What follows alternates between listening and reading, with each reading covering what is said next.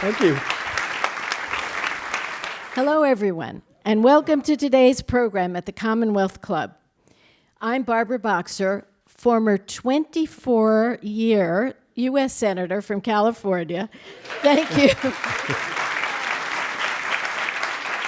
And today I am your moderator.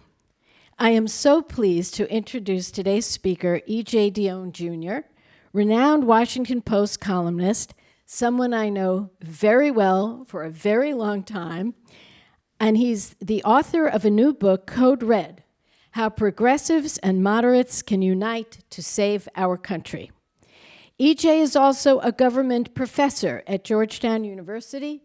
He's a visiting professor at Harvard, senior fellow in governance studies at the Brookings Institution, and a frequent commentator on politics for National Public Radio and MSNBC. Sounds like you're busy. E.J. says the 2020 election will be a test for progressives and moderates. Will they feud or will they unite to defeat Donald Trump? E.J. postulates that if progressives and moderates are unable or unwilling to overcome their differences, they could not only enable Donald Trump to prevail again, but also squander an occasion for launching a new era of reform. Today, E.J. will discuss what he calls the politics of remedy, one that solves problems, resolves disputes, and moves forward. Please welcome E.J. Dionne Jr. Thank you.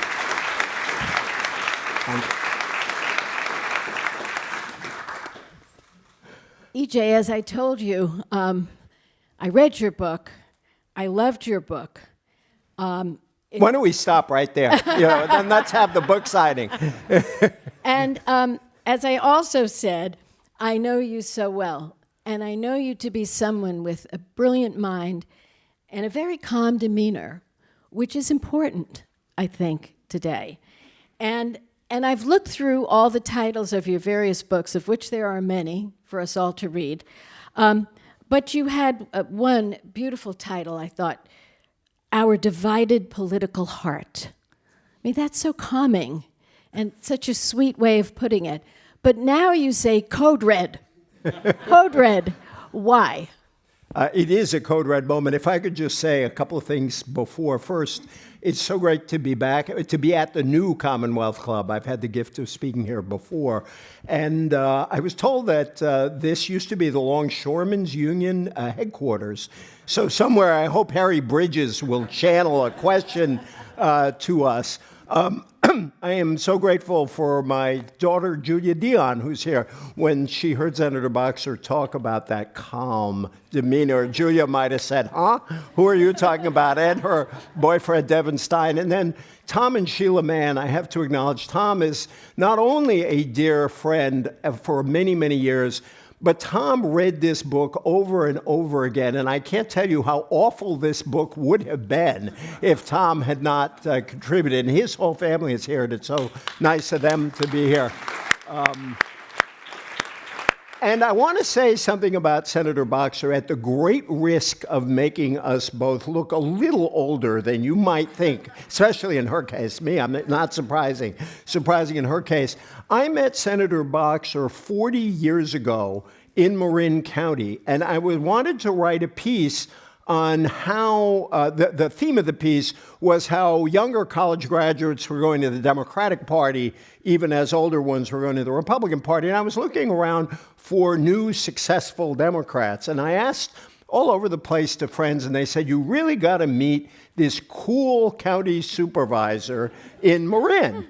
And so I found Barbara Boxer. So I called, and we spent a wonderful evening, Senator Boxer, her husband, and I, wandering around community meetings in Marin, and we talked all night. And I just found the article I wrote this morning. Just wanted to read a couple of things. Where the previous paragraph is about how women's rights and environmental questions were pushing many well-educated voters out of the Republican Party into the Democratic Party.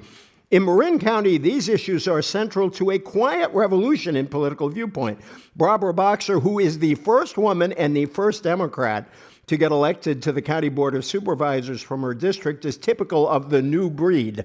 I love the idea we might have all been new breed at once. Born in Brooklyn, 6 blocks from Ebbets Field, she said. Mrs. Boxer and her husband paid a visit to Marin County and said, "Oh my God, this is beautiful," and decided to move. And just one more quote, because it was very prophetic about your whole career and some of the issues you engaged in. She said, saving that beauty has become a cornerstone of local Democratic campaigns. When it comes to preserving the hillsides and the ridgelands and the views and the bay, political parties don't count, and the Republicans have been willing to cross over and vote for the Democrats. Most of the Democrats have run on environmental platforms, and you kept that promise all your career. So it's a real pleasure to be back with an old friend. I wrote this book because I am very worried that progressives and moderates, as I say in the first paragraph of the book, will progressives and moderates feud while the country burns. I truly believe that defeating President Trump and putting an end to what I see is a presidency, I think many of us see this, to putting an end to a presidency that is like no other in our lifetimes. Now, I argue in the book, Republicans can't get themselves off the hook by saying Trump is an aberration, because there are a lot of things Republicans have done that help lead to this point. Nonetheless, there are threats to the rule of law, to our commitment to democracy, to the sort of the honesty and basic decency in government that the president represents, that calls forth, I think, a truce in some of the fights that we have seen between, if you will, the left and the center, or moderates and progressives. But the other point I make in the book, in talking about a lot of issues, economic, foreign policy, the whole issue of patriotism versus nationalism, identity politics, so-called, whatever divides these factions is so much smaller than what divides them from what they are opposing in President Trump. And I'll just close with 3 examples. There's this big argument about health care. Do you go for a single-payer plan, or do you go for a public option? But make sure that you cover everybody. The biggest fact is both sides of this fight say it's imperative that we cover every single American with decent, affordable health insurance. The difference in the means is minor when you compare that to another side that is going to court to repeal Obamacare, let alone not wanting to go forward. There's an argument over free college that Bernie Sanders has championed. And that's not such a radical demand. I actually note in the book that I think in 1960, to go to the University of California, it was a $300 registration fee, and that was it. So free college isn't that radical, but people might say, well, we can't pay for all that at once. But President Obama proposed, for example, 2 years of free community college. In other words, they want to move again in the same direction. And you can see the same thing on climate change, where there is almost uniform agreement on the progressive and moderate side. We have to do something. And the Republican Party that was once willing to acknowledge a human role in climate change, that has now walked away from all of that. So I wrote the book because we can't afford some of the fights that many of us have been accustomed to for a long time. I'll close with this. I have one chapter where the subtitle about progressives is A Short History of Circular Firing Squads and Enduring Achievements. And one of the points I make is we shouldn't feel so bad. We've been here before. Maybe Harry Bridges could tell us something about that. On the other hand, when we have found ways of coming together, we've accomplished extraordinary things. Well, that's why this book is so critical, because we have to keep our eye on the prize, and what the prize is making life better for people. And the differences are more about pragmatism, in my view. This is me speaking, not from EJ is speaking. Pragmatism. Well, this is your political base here, so they want to hear you speak. Oh, no. I'm kidding. Speaking of we're my doing political a base. fundraiser afterward. Yeah. Speaking of the political base, my husband is here. Stuart, thank you so much for being here today. So, I want to pick up when you start to talk about the difference between today's GOP and the GOP you wrote about it so long ago when you covered me in 1980. when I read your book, it was kind of, this is my life, because you really do go back into all the changes that happened to the Republican Party, which when I first started, I always got Republican votes for my environmental stands, my pro-choice stands. I mean, George Herbert Walker Bush was on the board of Planned Parenthood when I got involved in Planned Parenthood. So needless to say, it's changed. And you document this like a great historian. So could you lead us through kind of the benchmark moments where you see the Republicans changing? Because you do that so beautifully in the book. Well, thank you. Since I am here in San Francisco, when I've been a political junkie all my life, and I was watching the returns in 1968 on that awful, awful night that Robert Kennedy was shot in Los Angeles. And obviously got lost in the news because the Kennedy death was just a horrible blow. The book actually begins with a quote from Robert Kennedy. But that same night, there was a primary here. There was a primary between Senator Tom Kuchel and Max Rafferty. Yes. Senator Kuchel represented that old style republicanism. And he got clobbered that night. And that was one example of what was happening all over the country in the Republican Party from the time Goldwater was nominated in 1964 and then really confirmed when Ronald Reagan was elected. And I make quite a lot of Reagan's famous line that people used to laugh at, that among the biggest lies in the world are, I'm from the federal government and I'm here to help you. And we all laugh at that, and yet it is a truly radical line. Say that to somebody who's on Social Security, say that to someone who is on Medicare, say that to someone who started a business with an SBA loan, say that for somebody like me who went to college on the National Defense Education Act, signed by another Republican, Dwight Eisenhower. And that the Republican Party, even before Trump, had more and more abandoned the idea that there is a substantial role for government in solving public problems. And it's the Republican Party's history from Lincoln to TR to Ike includes even Robert Taft, to Mr. Conservative, acknowledged after World War II there was an important role for government to play in providing housing. He acknowledged there was a role to play in healthcare. And so this radicalization has really left those on the Democratic side who want to debate how to solve problems without a willing and able interlocutor. And one of the reasons why debates inside the Democratic Party are so fierce is a lot of people who would have been moderate Republicans 20, 30, 40 years ago are now Democrats. I actually met with a bunch of the newly elected 2018 members from suburban districts, and I looked at them and I said, 30 or 40 years ago, a lot of you guys would have been liberal Republicans. Half of them were deeply offended at the thought that they'd be a Republican at all, and the other half acknowledged it.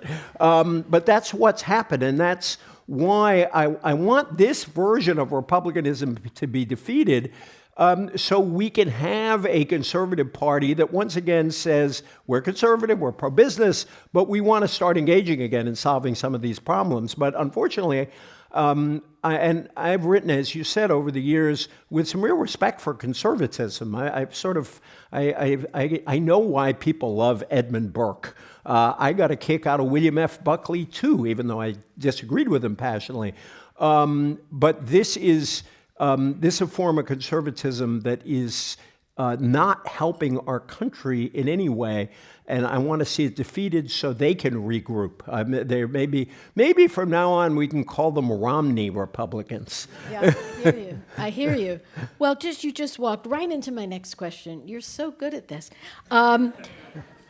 You do trace the Republican Party, and I thought your point about 1968 and what happened in the primary here is extremely instructive. And that goes way back. And of course, it just got worse and worse from a progressive's position as far as who wound up winning the Republicans' primaries and who wound up serving in Senate and House. I saw it, believe me, I was there for Newt Gingrich. I know exactly the moment when this became so ugly that I decided to leave the House, even though Stu and I looked at each other and said, you'll never make it for Senate. but it's worth a try because you got to get away from, what's happening in the House, which was so horrifying to me.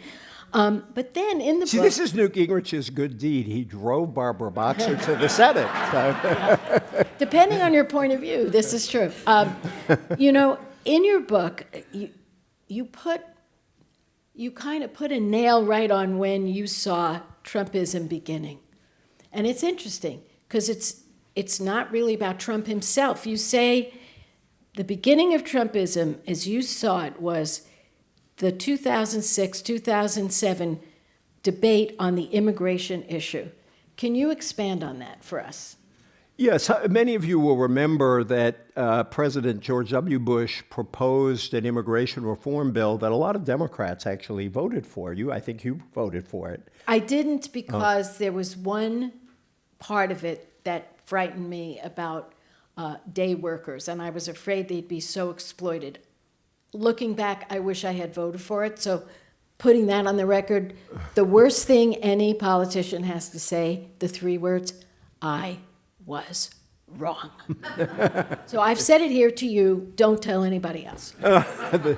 But most of the Democrats voted for it. The people Yes. who killed the bill were Republicans, and the person who led the fight against immigration reform was one Jeff Sessions.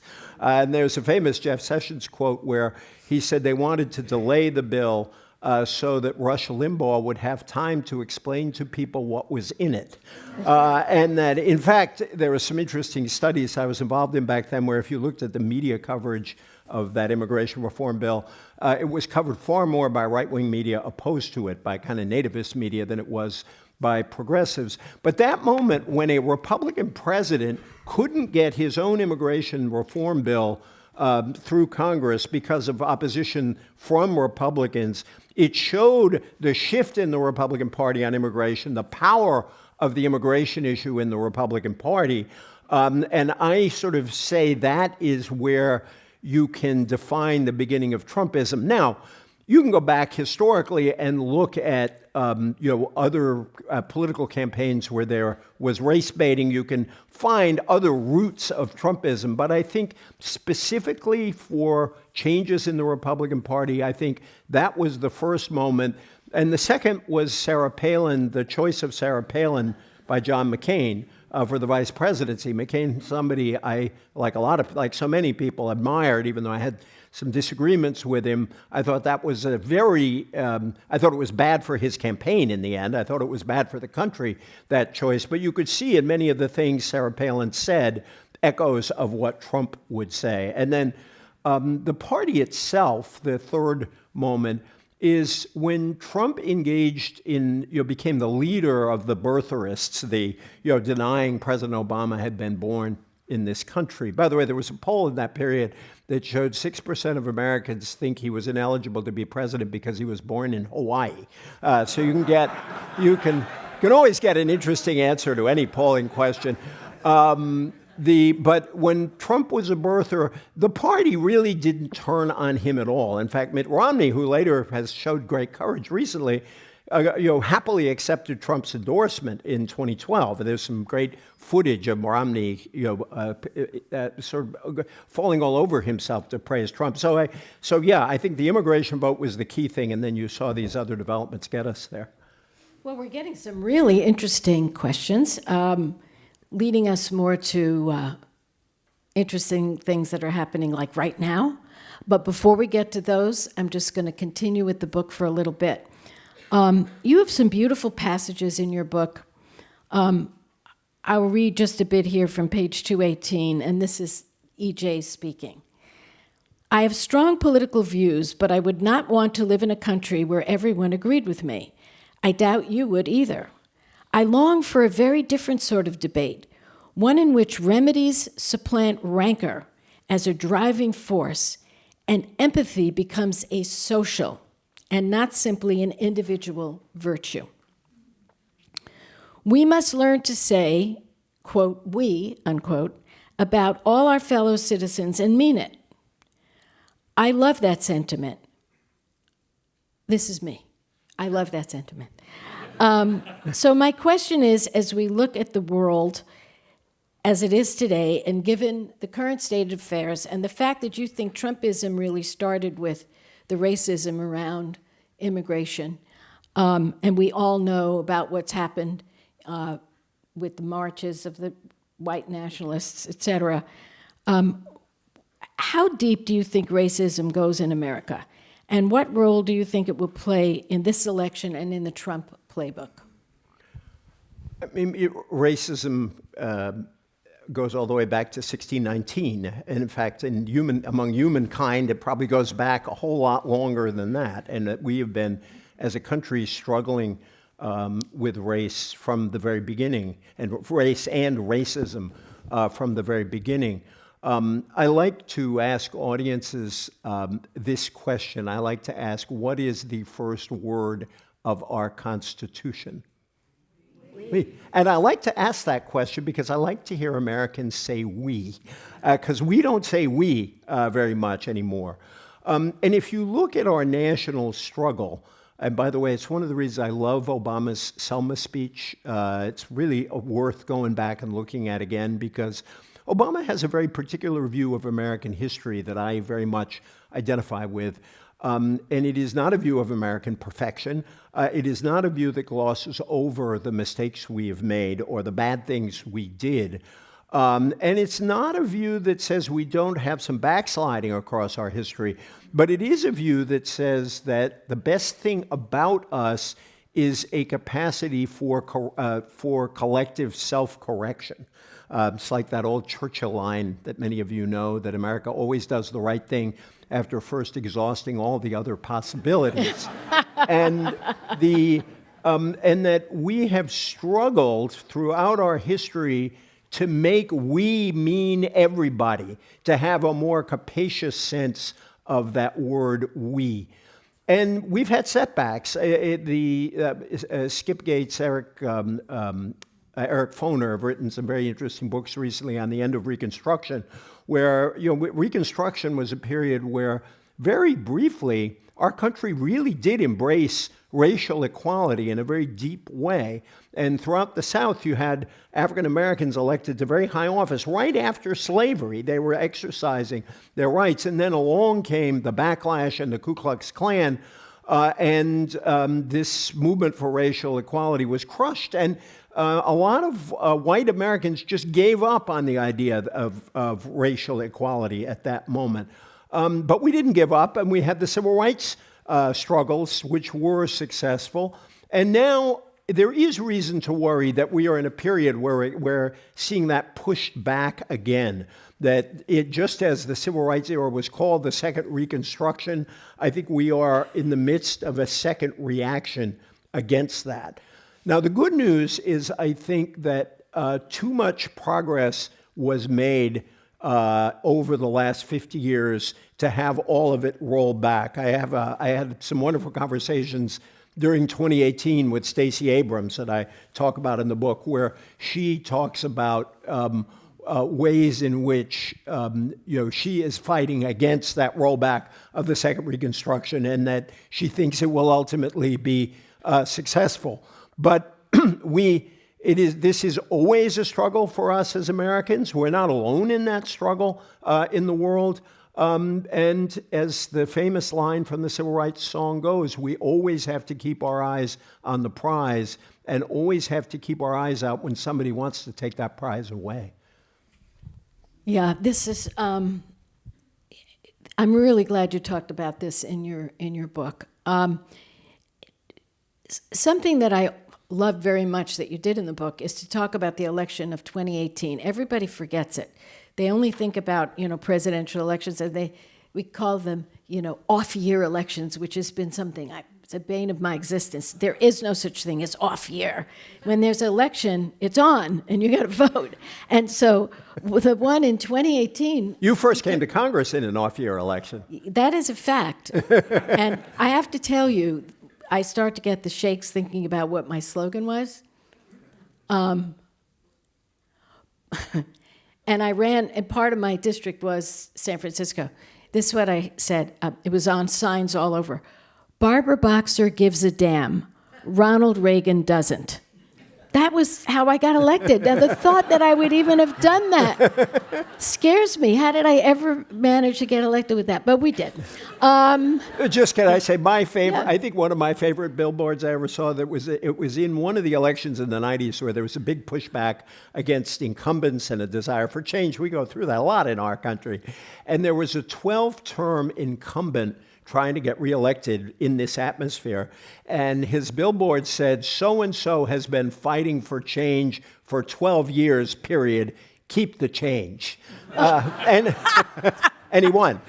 That's terrific. Well, that's much more clever than mine. So anyway, in your analysis of 2018 that you give us in the book, you give us some very interesting statistics from exit polls, which show 27% of the electorate identified as liberals, 37% as moderates, and 36% as conservatives. So what should we take away from all those statistics, and how did an analysis of 2018 get you into what you're recommending for victory? Well, 2018, I think, is underappreciated, particularly by Democrats themselves. Just my favorite stat is that if you look at the midterm elections of 2014 and the midterm elections of 2018, Democrats running for the House got 25 million more votes in 2018 than they did in 2014. That's extraordinary. Republicans, the country was politicized, Republicans got 10 million more votes in 2018 than 2014, but that's an enormous gap. What happened in 2018 is that all wings of this coalition pulled together. In the book, I was doing some traveling during the campaign and encountered some really interesting people. And two of the people I write about are Ayanna Pressley, an African-American from Boston, member of the city council, endorsed by AOC in her race, running against a very progressive guy, actually, called Mike Capuano, and defeating him by an enormous margin. And she was part of that new wave within Democratic primaries. And then I also write about Abigail Spanberger, one of the most interesting new members of Congress. She was a former CIA agent, running a more moderate Democrat, obviously, than Ayanna Pressley, running in a Tea Party district. She beat a Tea Party incumbent by, as I recall, about 7,000 votes. What I argue in the book is that 2018 worked because Democrats understood that they needed the Ayanna Pressley, the energy of the Ayanna Pressley progressives and the people like her, and they needed moderates like Abigail Spanberger to win in districts that somebody like Ayanna Pressley wouldn't win in. And at one point, I actually wrote a column saying that after the election, I said that Ayanna Pressley and Abigail Spanberger need to become best friends. And Spanberger saw it at a meeting and sent out a tweet. She grabbed Pressley, and there's this wonderful picture of Spanberger and Pressley with big smiles on.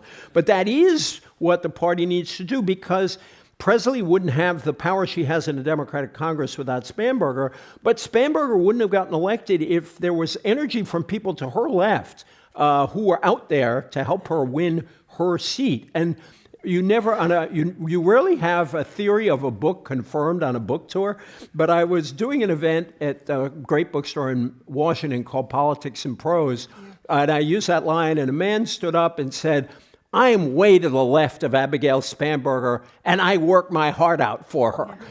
And that's what happened, so that 2018 really showed what coalition building can look like. Now, yes, Donald Trump helped a great deal with that coalition building work, but guess what? He is still president.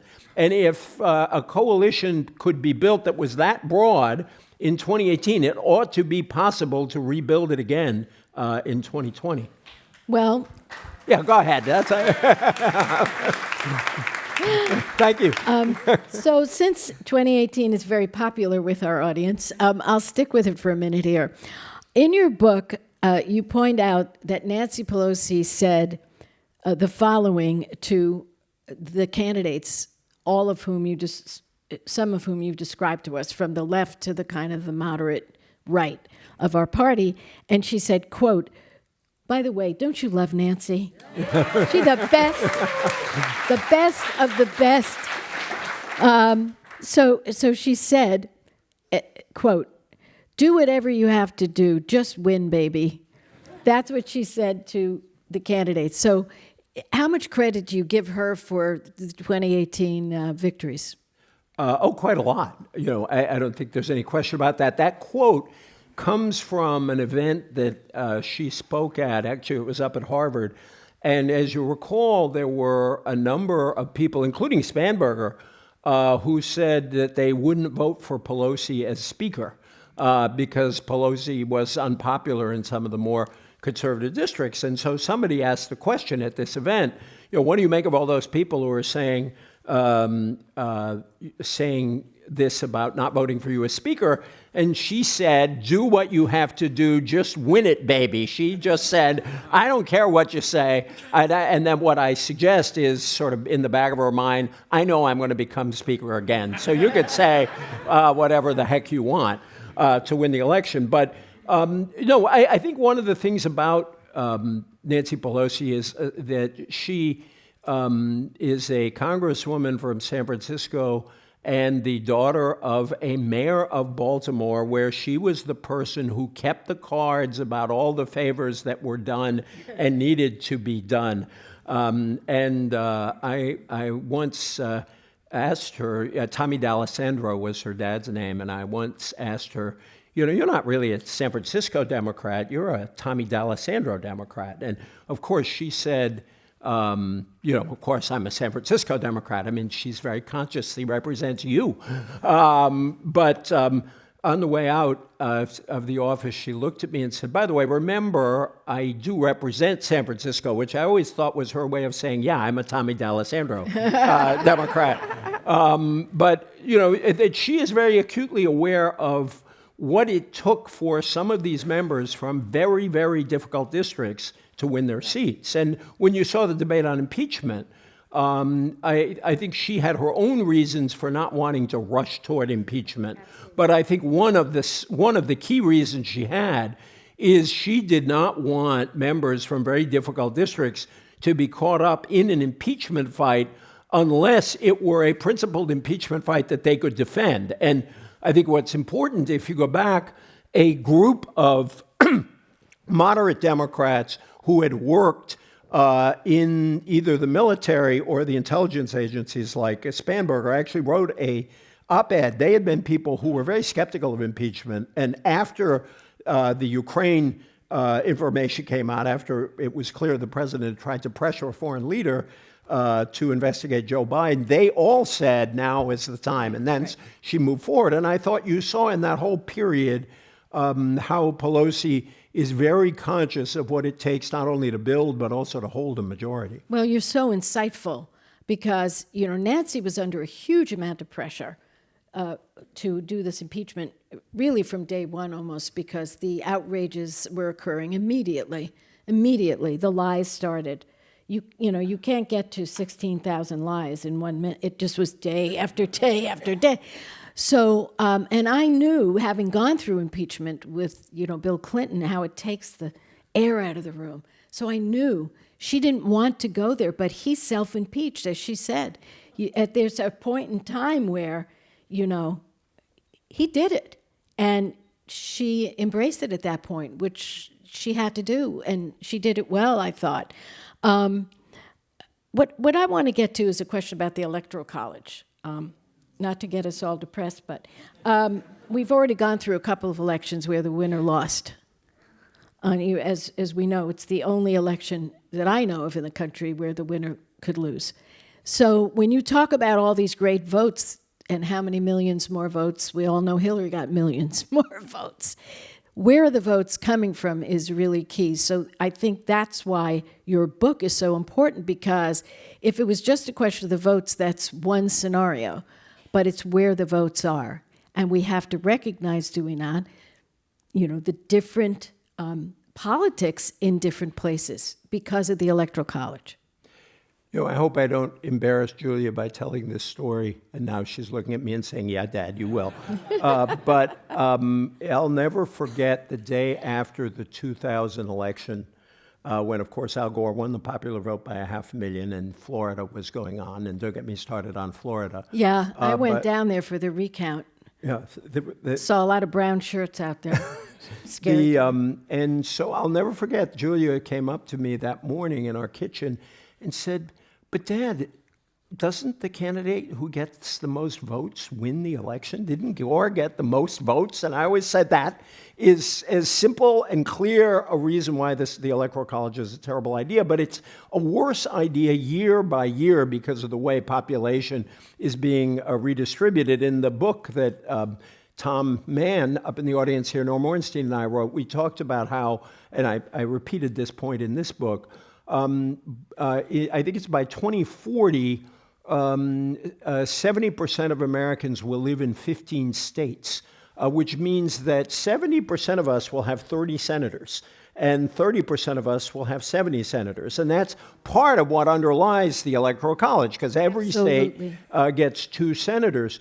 What's also made it more and more likely that we will get more and more disparities between the popular vote and the electoral vote is the huge split now politically between large metro areas and rural areas. Now, some of that is, I think Democrats have work to do to get some of those rural votes back, but some of it is because, another split in our politics, young people tend to be more progressive, older people tend to now be more conservative. That wasn't always true. The New Deal generation was the most liberal generation right to its death.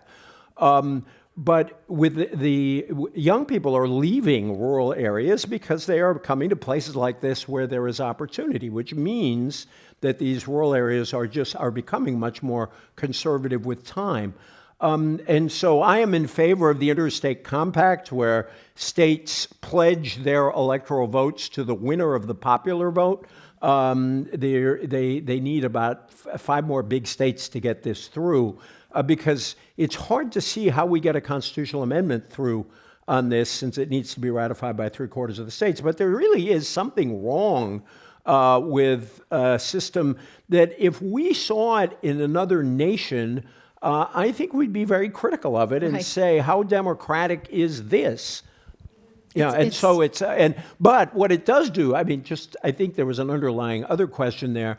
Whether we like it or not, and I don't like it, in thinking about political strategy, you have to be oriented toward getting a majority of the popular vote, which means, like it or not, certain states really matter a great deal right now, and those states are probably above all Pennsylvania, Michigan, Wisconsin, and Arizona, which are probably the states that will decide this election. And so a candidate who cannot carry those states would be a problematic candidate. Well, this electoral college thing is a mess. You have identified a way to fix it. There will never be, I would say, a constitutional amendment. So this popular vote initiative, which started with John Cosa right here in California, and we don't have a lot of time to discuss the details, but it is a way to get around the electoral college that is quite fair. So now I'm going to combine one of my questions with one of the audience's questions. Great minds think alike. Good job. Great minds get to pick the questions, too. Yeah. Lucky people get to pick the questions. So, E.J., your strong advice is that the left needs to get together with the moderates in order to win. Now, last week, I heard Bernie Sanders here in the West Coast at a rally, and I listened very intently. He railed against Trump beautifully, and then he railed against what he called the Democratic establishment. And I remember exactly what he said. He said, look at this great crowd. Trump, you should be really nervous. And you know who else should be really nervous? The Democratic establishment. Now, I don't know who he means by that, but I would say I think he means someone like me, who's been around for a while and likes to get things done, be that as it may. That's my feeling. So here's 2 questions. Is Bernie already going against your advice that you lay out in Code Red? And if Bernie Sanders doesn't get nominated, will his supporters sit the election out? So two things on this. In the book, I actually talk a lot about why Bernie is popular and what he's done. I think his greatest achievement has been to open up the political conversation that had been hemmed in for far too long by the assumptions of the Reagan era. That after 1980, our whole political conversation moved to the right, and Democrats started adjusting to that. Remember the Atari Democrats and all these other groups, they started speaking the other side's talk. I think that Reagan era, consensus era, is ending because you're now starting to see some Republicans speak progressive talk, or at least try to do an imitation of it. An example would be Marco Rubio's speech criticizing corporations and raising some fundamental questions about capitalism. Now, whether he's serious about that over the long haul is another thing. Nonetheless, I think that's a sign. But I think what Bernie did that's useful and that I salute in the book is that by putting out sort of big initiatives, he said, we are not going to be told by anyone anymore that only small ideas fly, that progressive ideas don't have a chance. And in the course of doing that, he's I think he's improved the bargaining position of the whole progressive side. You don't go, except in San Francisco, because it's the only way to get a house. You don't just walk in and give them the asking price. You usually try to negotiate.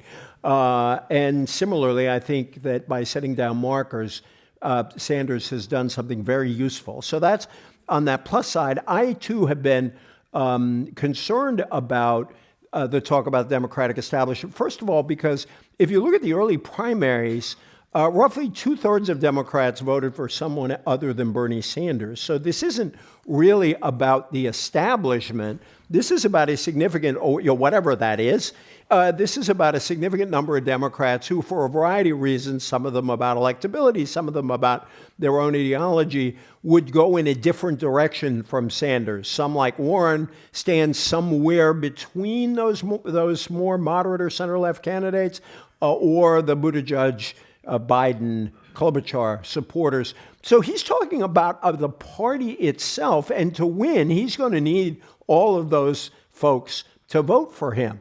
And so I would make a case to Bernie Sanders that he is counting on the idea that he can mobilize a whole lot of new young voters who haven't entered the electorate. And Lord knows, I'd love to see young voters mobilize. This book is dedicated to the next generation.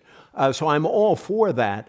But I think to win an election, you need an insurance policy of other kinds of voters who are ready to vote against Trump, but are not necessarily liberal, not necessarily left, but voted Democratic in those midterms because Trump violated their basic sense of decency and how government ought to work. And I think that if he does win the nomination, he's going to have to be very conscious of that. And I think if he doesn't win the nomination, it will be because Democrats decide, even some who are sympathetic to Sanders, will decide that it takes another candidate to win that last tranche of votes that Democrats will need to get over, to get a plurality in those critical states. Yeah, but how about the question you didn't answer? If Bernie Sanders doesn't get nominated, will his supporters sit the election out? Oh, I'm sorry. The evidence I've seen is at the moment about 20% of Bernie supporters are saying they would not vote for any other Democratic nominee. And, there was some defection of Bernie voters in 2016 from Hillary Clinton, although it's my view that some of those folks who voted for Bernie in the primary were already voting against Clinton anyway. In other words, those weren't pro-Democratic Socialist votes. Those were just hard anti-Clinton votes, similar to the votes Hillary got in West Virginia when she beat Barack Obama. A lot of those Hillary votes were anti-Obama votes. So I think there will be a share of them. I think it's urgent, if that happens, to make the case that putting aside all these other disagreements, in the book I talk about the power of negative thinking. And I argue that if you go back to Ronald Reagan and how he built his movement, it was really started on three big anti-tax, anti-government, anti-communism. I think Trump, as I said earlier, defines the things that we know we have to push back against as a country, that we will not progress unless we stop Trumpism, that we just cannot allow this mistreatment of children at our border, this walking away from the rule of law, this politicization of the Justice Department, this tearing down of basic regulations protecting our health and safety and environment. I mean, and then there's a thing called the Supreme Court, and there are a lot of other courts there. And I think if those issues aren't enough to persuade those folks to vote for a candidate who's not ideal but is not Trump, then I think they are making a grave mistake that will, in the end, hurt almost everything they care about. Ditto. When you mention Ronald Reagan and you point out the negativity of really the way he felt about government and the anger toward government, but it was wrapped up in a very positive, smile. And I remember, because I was in Washington during his time. Remember, I said Ronald Reagan doesn't give a, and I was there, and I remember after every single State of the Union address, I always talked about it, and I said, these words were so beautiful, but his policies are so detrimental. But I could never criticize his words because he, unlike Trump, who just is so dark, Reagan was morning in America, the city on the hill, and, these beautiful quotes. So there is something there. I think, and this is just... And on immigration in go ahead. particular, Yes. the difference between Trump and Reagan on immigration is just staggering. I mean, Reagan said, yes, there will be walls, but the walls will all have doors in them. So it's a very different kind of Very wall. much so. And if you haven't done it, Google the Morning in America ad and just take a look at it. It is one of the most brilliant, make you feel good about America ads you'll ever see. Yeah. When Reagan was president, we did the amnesty. We did amnesty. Yeah. This is so interesting. Are you interested in this? Is this good? I mean, is this to have this man here answering all these questions? You sort of, it's kind of a dream. And EJ said, I'm so happy you did this. I said, I've been waiting to be asked to do something like this for my whole life. So, okay. So how crucial, EJ, is the Democratic vice presidential nominee to party unity? Good question. That is a good question. As Tom would be the first to remind me, academic studies show that vice presidential picks often don't make a lot of difference if you analyze all the way down. I think some picks really do make a difference. I think Sarah Palin, even the political scientists agreed that Sarah Palin cost McCain a couple of points, which matters in the presidential election, especially a close one. I also think that whatever the exact amount you can count about what a vice president does, a vice presidential pick sends a strong signal. When Clinton picked Gore, he was reinforcing the same message. Two young, moderate guys from the South, they decided to go all in on that strategy. When Obama picked Joe Biden, it was a different kind of thing, that Obama was signaling to some parts of the party that had been resistant to him, and particularly to white working class voters, to Catholics in states like Pennsylvania, Michigan, Ohio, and Wisconsin, among others, that he was reaching out to them. When Reagan picked George H.W. Bush, that was a really smart thing, because he was just putting the two parts of the party together, or with his more conservative part and George H.W.'s moderate conservative part of the party. So I think that the vice presidency it can be very important as a coalition building exercise, but it can also be important about your judgment about people. And I think if the nominee of the party is of the age that Joe Biden is or Bernie Sanders is, that pick is going to be really, really important, because it will be on our minds that that person may not serve out the entirety of his first term. So I think it's a huge issue. Somebody in the audience when I walked in kindly mentioned Tom Friedman's nice column about my book yesterday. Yeah, let's give Tom. That was that was very conscious on my part, because anybody who hasn't read that column should now go out and read that column.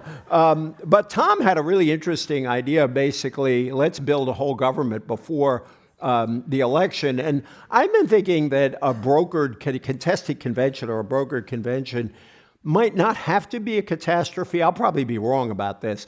It might well be a catastrophe, but it'll be a catastrophe if it looks like the last debate we watched on television.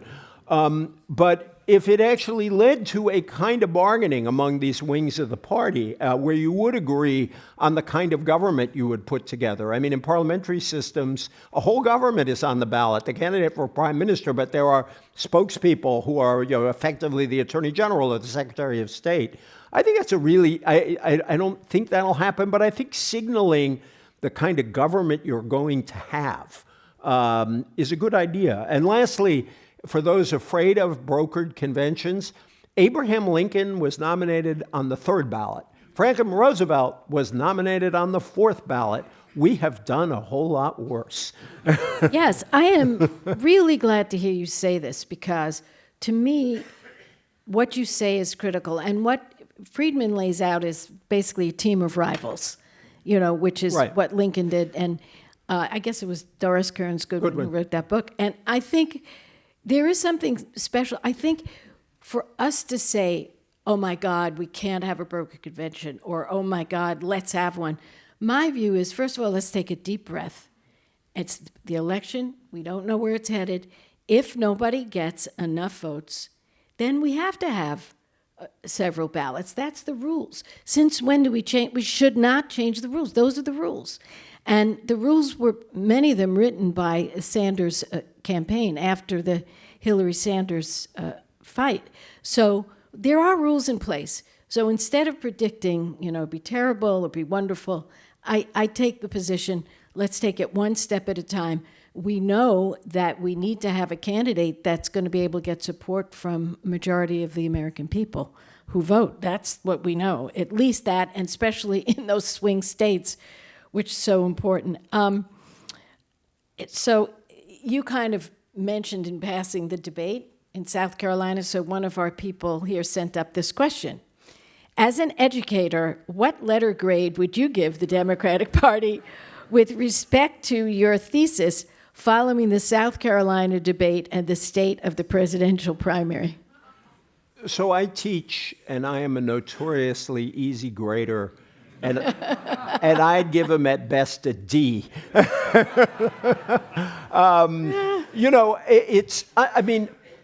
Primaries are primaries, and Lord knows California has seen its Donnybrooks here, some really, really, really tough fights. And everybody on that stage thinks he or she would be a better president than everybody else on that stage. Number two, I think there were two dynamics that made the debate even more fractious. One dynamic is a realization on the part of all the non-Bernies that Bernie could be about to go on a big run and win the nomination, and that it was time for them to try to do something to stop him. That was one dynamic. But the other is that every one of those non-Bernie candidates knows that they don't occupy a commanding position. Joe Biden probably does now occupy a commanding position in South Carolina, but on Super Tuesday, none of them yet occupies a commanding position. So they also needed to have that fight, the fight against Bernie. Then they needed to have the fight against each other. And then they are all nervous about all the money Michael Bloomberg is spending. I fully realized how much he was spending when the following happened to me. So everybody has different writing habits. When I write and I need a break or I'm trying to clear something, I play a game of hearts on my phone. I love hearts. And if you forget to put your phone in airplane mode, you get all kinds of advertising on your hearts game. And one day I see a Bloomberg ad and I say, my God, Bloomberg's buying my hearts game. Can you, so it's amazing what he's buying. out there. And so I think they, and in particular Elizabeth Warren, but others felt they needed to push back against him. So it was a recipe. I think that to be a little bit forgiving, maybe raise him to a D+.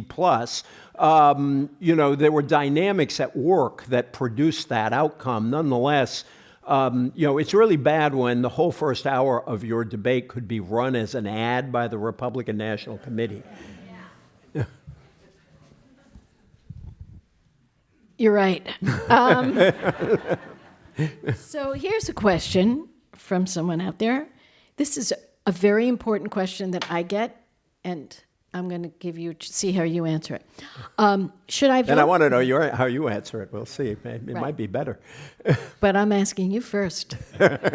Should I vote for a presidential candidate with my heart, in parentheses, who I want, close parentheses, or should I try to vote for someone who can beat Trump?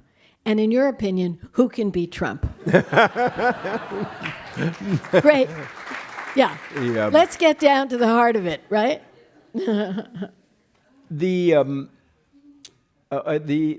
is it? The heart has reasons that the head doesn't understand something. It's a much more poetic quote. Somebody Google that for me.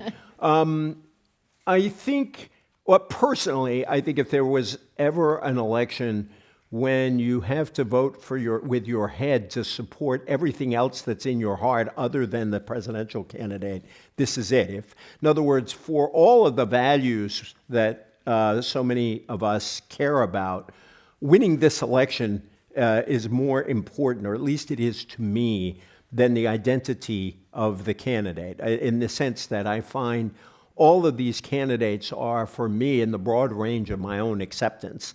And that's why so many people out there, I mean, this is one of the first elections maybe in which I am actually a typical primary voter, because when I was out in Iowa and New Hampshire during the primaries, I identified utterly with all these voters who couldn't decide who to vote for. And they couldn't decide who to vote for because it is very hard to figure out which among these candidates would be the best to beat Trump. And you can make a case I think you can make a case for each of them. I think, just to pick the obvious example, I think Biden has a particular strength because he can appeal simultaneously to some of the white working class voters. He can win back some of those voters who went to Trump, but he also has trust in the African American community, particularly older African Americans. That's his great strength. But the candidate over the last year has not looked as strong as people had hoped for. You have to go with the Biden you have, not the Biden you might have wished you had. And I think he's, and I say that as somebody who really has always liked Joe Biden. I covered him back when he was the New Generation candidate, and I wrote a recent column noting that some of Pete Buttigieg's themes actually, not that he plagiarized them, God forbid, but that that some of Pete's arguments paralleled some of the arguments Joe Biden made back in 1987. But Biden has, that's a kind of rational case for Biden, that he can pull together those pieces of the electorate. To pick another candidate that I can make a case like that for, I think Warren is best positioned to pull the party itself together, because Warren does stand somewhere between Biden, Buttigieg, Klobuchar, and Bernie. Pete makes a heck of a case. Pete is somebody I met back when he was 30 years old. He's a really impressive, incredibly impressive person, and you can see that on the stage. What I've noticed, and again, I say this as somebody who likes him too, is that with a lot of audiences, the experience thing really comes up from people who wish him well. And I wonder, is that... does that become a block on him, and his difficulty in getting any support from African Americans? So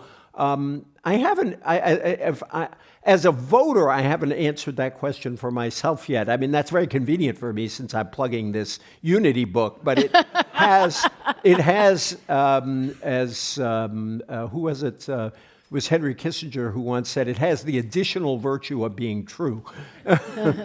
That's so fascinating. Well, My own answer to the question, because it kind of was directed at both of us, is I think South Carolina is really critical. Yeah. Because if there is a decisive winner there, and it happens to be Joe, if it is, I think this changes the equation. No, I think I agree with that. I think so the voters there are going to lead us. It's interesting because, basically you have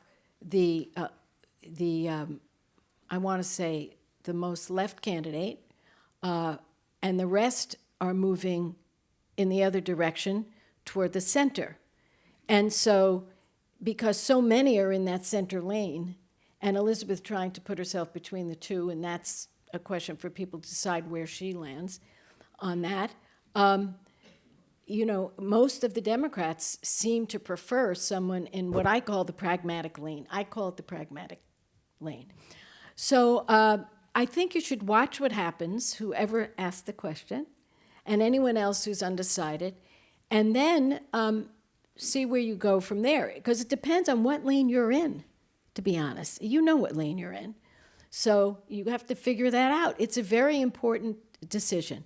Could I say quickly, sure. I think it's Please, one of the of big course. problems with the way, normally people expect candidates to start dropping out after Iowa and New Hampshire. Nobody dropped out this time, partly because of the messed up way Iowa counted. Andrew Yang the votes. dropped out. Andrew Yang dropped out. Michael Bennett dropped out. Yes. But you usually expect more fall off and have the race come down earlier. The really crazy thing about this year is that California and all these other states on Super Tuesday vote 3 days after South Carolina. And with all these candidates in, I wrote in a column recently that all the middle ground candidates Sanders is beating all the middle ground candidates because all the middle ground candidates are beating each other. And that when you see this fragmented vote, and with the Democratic Party rules, where if you don't get 15%, you don't get any delegates. So if you get 14.6, you get 0. And with all of these moderates fragmenting all that vote, you could have a whole bunch of them getting 14% and no delegates. And that's why I agree with you that I think after South Carolina, there may be some kind of consolidation. But it's really terrible because the voter has to be attacked. Again, the voter has to hire a bunch of political scientists as consultants to figure out what is the most useful vote I can cast. And while I'm all for income for political scientists, that's a really iffy proposition. So I don't envy you guys having to vote next Tuesday. Yeah, it's all of us. We're all in the same boat, that's for sure. So we're getting down, so I have a quick question. You have to answer it fast. Yes. I was remembering, somebody out there says, I was remembering one of your early books, Why Do Americans Hate Politics? It seems more on point than ever. How do you see it? Yeah, I always say that interest in that book is a reverse indicator for how we're doing as a country. And unfortunately, that book has kind of stayed around because a lot of people hate politics. The biggest, the core argument of that book is that Americans are alienated from politics because we were casting political issues as a series of false choices. Like you couldn't support you either supported a growing economy or you supported the environment. You couldn't do both. You either supported the family or you were a feminist. You couldn't possibly be both, and so on. And that a politics like that is very unattractive. I also, you'll forgive me for this paragraph, but I also talked about our politics as being an upper middle class kind of politics, and I said it was as if it was Marin versus the old Orange County, that politics was dominated by those kind of issues. The difference between this book and Why Americans Hate Politics, and Nicole Hemmer, a historian who reviewed it actually for the New York Times, sort of made a point of this. That book has a lot more affection for conservatives in it than this book does. And my politics were not that different. I was still a progressive. But it was written with a respect for the conservative tradition that I continue to feel at some level. But I don't see conservatism as playing a constructive role in the way I thought it might be able to in that other books. So that is the biggest difference. If you read these books back to back, there's some of the history very much overlaps, and some of my takes on the history overlap. But the radicalization of the Republican Party since 1991, when I wrote that book, has really taken me aback. And the court decisions like Citizens United or knocking down the voting rights, undercutting the Voting Rights Act, these are radical acts that went beyond what I hope conservatives would be. Yeah, and I was there for so many of these things, and it broke my heart to see it, because people who want to get things done have to be able to reach out and find that sweet spot. And when the parties are so far apart, it's almost impossible to do. Well, we've reached that time. Our thanks to E.J. Dionne. May I say one last thing? Yes, say one last thing. Just yes. one last Yes. thing. Doesn't the guy know when to shut up? We always want to hear your one last thing. I wanted to say this to pretty much everybody I talked to this year. One of my favorite lines ever was from a political commentator many of you know, Mark Shields. Mm-hmm. And Mark Shields once said that in politics, as in religion, people can either be searching for converts or hunting heretics. And I think that this is a moment for convert seekers, that particularly people on the side of politics that knows the country has to change, that knows the country has to stop what they're doing now in Washington and move in a new direction, they should not spend their time in the next for the next year hunting heretics. They should spend their time working together to seek converts, because that's the only way we're going to change the country. And so while I would love you to buy my book, the thing I really want you to do is leave this room and become passionate, persuasive convert seekers. Thank you all so very much. Well, that was wonderful. Thank you.